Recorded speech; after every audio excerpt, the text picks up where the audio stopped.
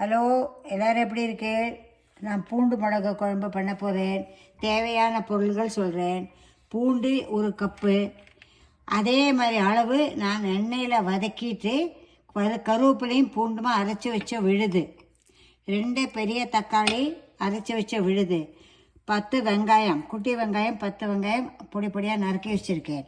தாளித்து கொட்டுறதுக்கு கடுகு, மெந்தியம், 1 ஸ்பூனு பெருங்காயம், மஞ்சப்பொடி, ஒரு 10 மிளகாய்.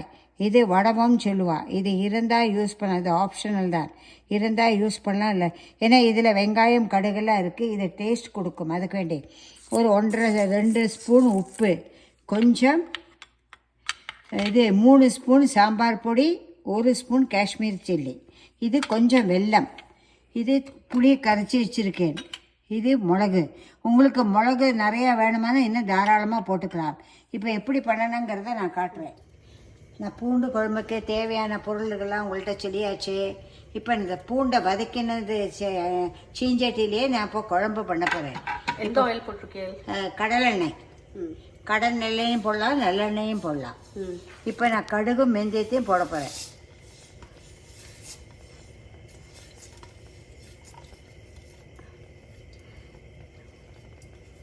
கடுகு மெந்தியம் ஒரு மாதிரி வடித்து வரும்போது கடுகு வடித்தாச்சு. கடுகு மெந்தியமாக நல்லா வடித்தாச்சு. குழம்பு எல்லாம் வெத்த குழம்பு, பூண்டு குழம்பு, மிளகு குழம்புக்கெல்லாம் நல்லா தாராளமாக எண்ணெய் விட்டால் ருசி கேடும் வராது. இந்த மிளகா வெத்தல் உங்களுக்கு காரத்துக்கு தகுந்த மாதிரி மிளகா வெத்தல் போடுங்க. இந்த வடகம் சொன்னேன்னு அதையும் போடுறேன். இது நல்லா பொரிஞ்சு வரும்போது நல்லா பொரிஞ்சு வரட்டும். இது வடவம் இருந்தால் போடுங்கோ, இல்லாட்டாலும் பரவாயில்ல.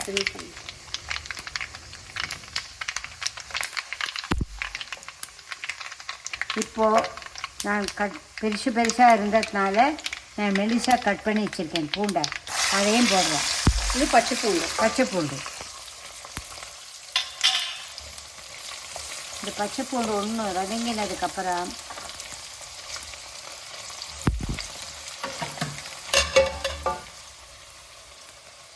வெங்காயம்,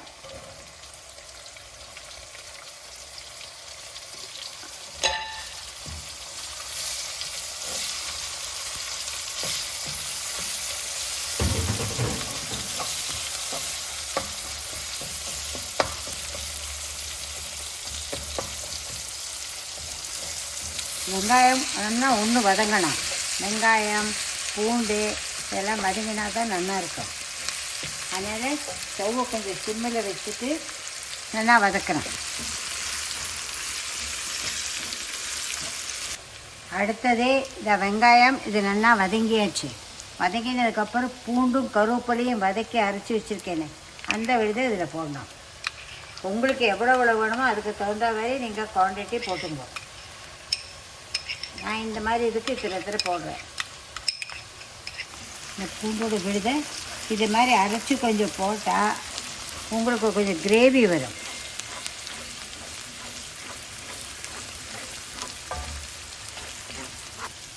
அடுத்தது கருவேப்பிலை. நல்லா ஒரு கொத்து ஆற்றுல காய்ச்ச கருவேப்பிலை, பச்சையாக இருக்குது, ஃப்ரெஷ்ஷாக இருக்குது. கருவேப்பிலையும் போட்டு ஒரு வதக்கு.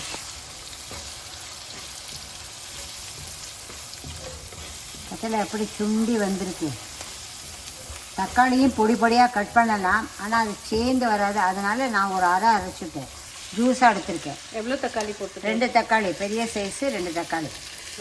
அதான் நீங்கள் எந்த மாதிரி பூண்டு விழுந்து எடுக்கிறீங்களோ அதுக்கு தகுந்த மாதிரி நீங்கள் குவான்டிட்டி எல்லாம் மாற்றிக்கணும். நான் போட்ட குவான்டிட்டி இது. இப்போ தக்காளியை விட்டு நல்லா வதக்கணும். இப்போ நல்லா வதங்கியாச்சு. இப்போ மஞ்சப்பொடி, பெருங்காயம்,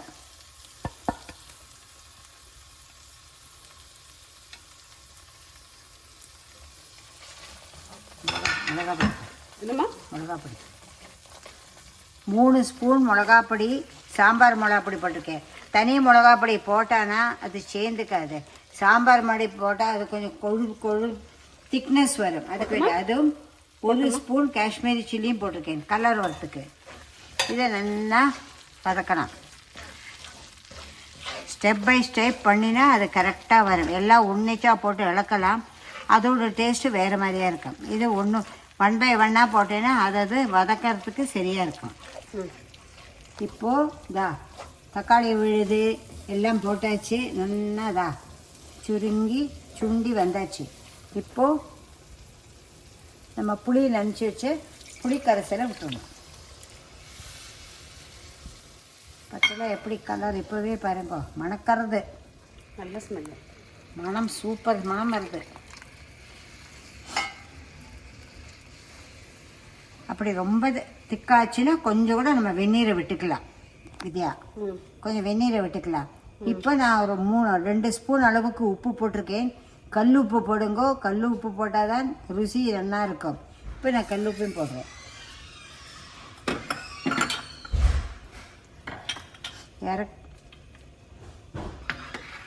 இறக்கிறதுக்கு முன்னாடி இந்த மிளகு பொடியும் இந்த ஒரு துண்டு வெல்லம் உங்களுக்கு எத்தனை வேணுமோ பார்த்துக்கிட்டு நீங்கள் போட்டுங்க. புளிக்கு வெல்லம் போட்டால் தான் நல்லா வரும். புளி சம்பந்தமாக உள்ள கூட்டா இந்த மாதிரி வெத்த குழம்பு மிளகு குழம்புக்கெல்லாம் ஒரு சொட்டு வெல்லம் போட்டால் அந்த புளிப்பொடுது சரி பண்ணிடும், பேலன்ஸ் கொடுக்கும். அதுக்கு வேண்டியதான் இது கொதிக்க வைக்கணும். இது நல்லா ஒரு அளவுக்கு சுண்டணும். ஏன்னா புளி போட்டதுனால புளியோட பச்சை வாசனை போடணும். ரொம்ப திக்காக இருந்தால் கொஞ்சம் சுடுவலாம். பத்தில் எல்லாம் போட்டு எல்லாம் வேச்சு நல்லா கொதி வருது. உங்களுக்கு ரொம்ப திக்காக வேணுமென்னா கொஞ்சம் கூட கொதிக்க வைங்கோ. இது கொஞ்சம் லூஸாக இருந்தால் இட்லிக்கு தோசைக்கு சாதத்துக்கு நல்லா இருக்கும். இந்த மிளகு பொடியை போடுறேன், வெல்லம் இதெல்லாம் கொதிச்சுட்டு ருசி பார்த்துட்டு எல்லாம் சரியாக இருக்குன்னு நினைக்கிறேன்.